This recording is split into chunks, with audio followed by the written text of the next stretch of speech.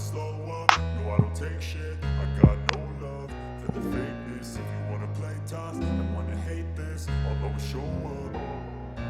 I don't ever slow up, no I don't take shit. I got no love for the fakeness. If you wanna play tough and wanna hate this, I'll always show up and make a statement. I don't ever slow up, no I don't take shit. I got no love for the fakeness. If you wanna play tough and wanna hate this, I'll always show up and make a statement. Everything I do so instinctive and so passionate. Every word I move so descriptive like an adjective. I got a vendetta against people who patented being negative when you should be getting after it.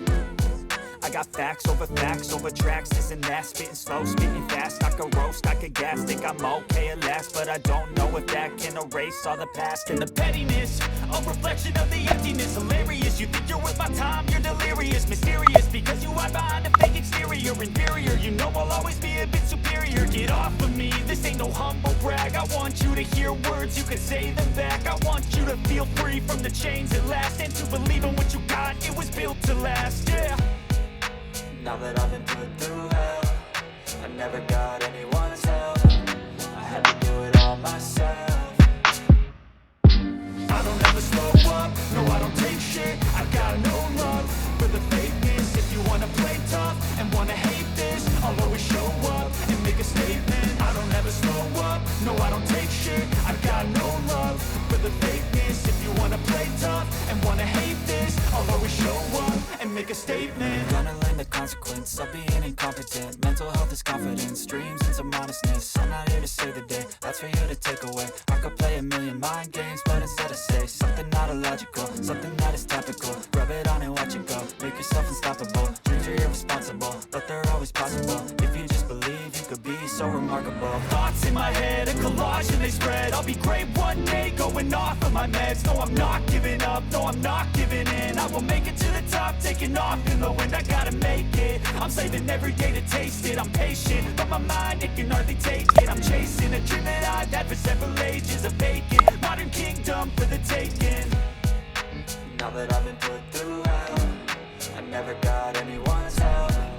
I had to do it all myself. Hello, ma'am. Good morning.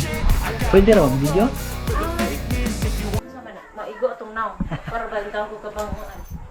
Sa kuan, pila entrance, ma'am? 50 daw mga lods. Maigo. Tas sa kuan tayo sa ahang upay tang ko na. Shout out kay ate. Tag 50 ra mong entrance. Kriyor ako igor na ko kung ano ba. Yan. Ito nga pala yung Bugaw Eco Farm, yung entrance nila.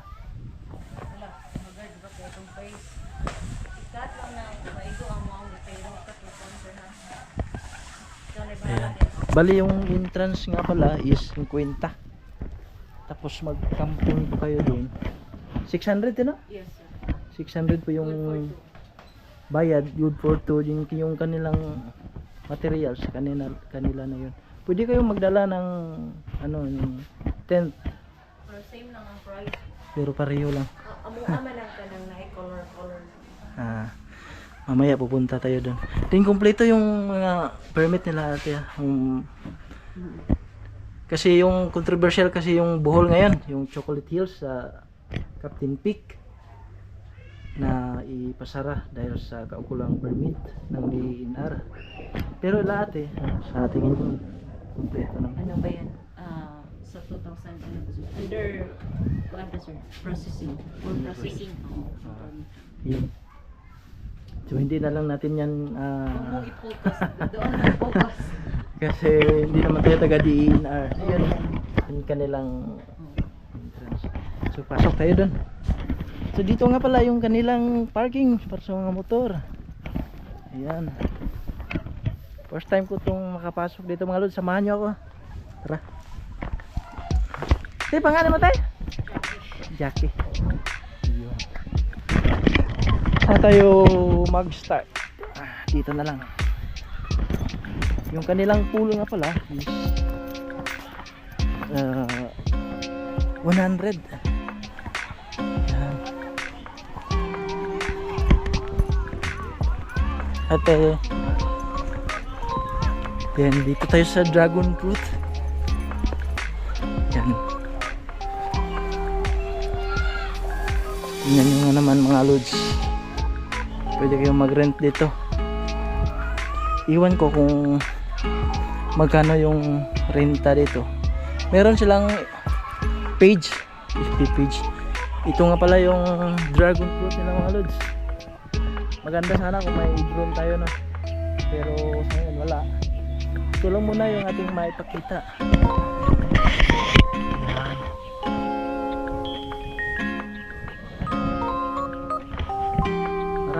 Maraming dragon fruit. So first time kong makapasok dito mga lods. Napakaganda nga pala yung dragon fruit nila. Hindi pa namunga, bago pa siguro to. Ayan, oh. Marami siya mga lods, mga idol. Eco farm hanggang dun. Maganda to sa drone. Ayan.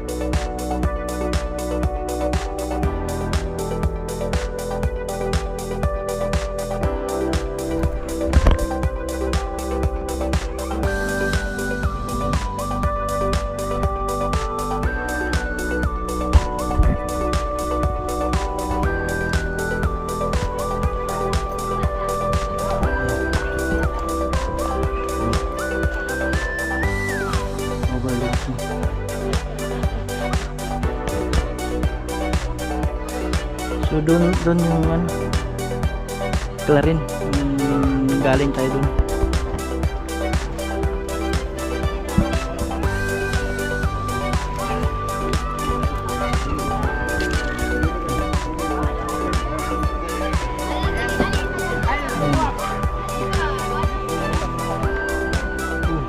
May fish pond pala doon mga lods.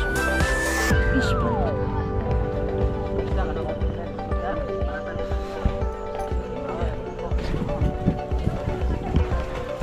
Saglit lang tayo mga lods. Dito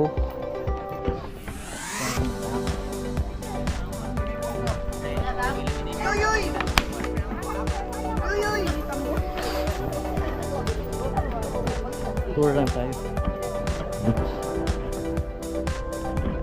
Hindi lang natin pakita sila kasi privacy.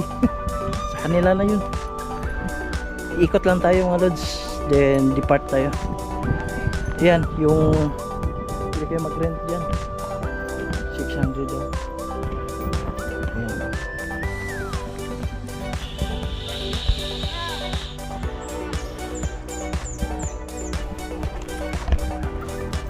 Niya. Then mga kubo dyan, ah. Mga bata, playground. Yan. Tapos itong kanilang yung pala parang ano ba, house na inyong rintahan. Yan, oh. Aircon ata to. Aircon. Ayan. Tapos malawak yung kanilang area. Malawak mga lods. Ayan. Swimming pool, then mga cottages. Yung ano lang, yung maganda yun pag namunga na or picking ba, mahal siguro yung bayad. Din dito under renovation pa, sira siguro.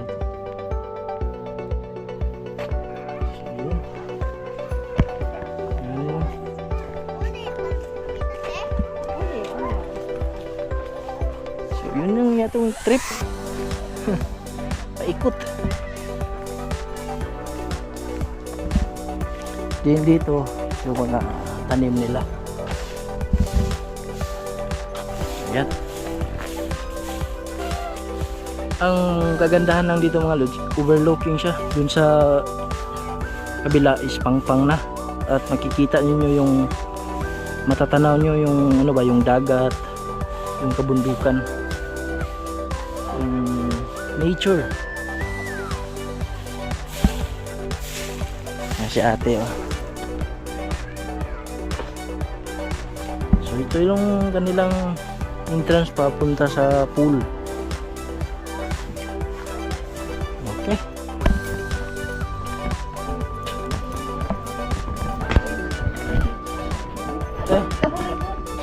Ang helmet eh. Hindi na ko te. Lugar ko nilibot kay. Salamat ya. Ayan. Yung ating trip. So yan, saglit lang tayo mga lods. Sa Eco Farm. Dito under renovation pa yung kanilang sa kanila pa siguro to. Idol. Ito yung ating dalang BMW. So tara na. Punta tayo sa ibang lugar.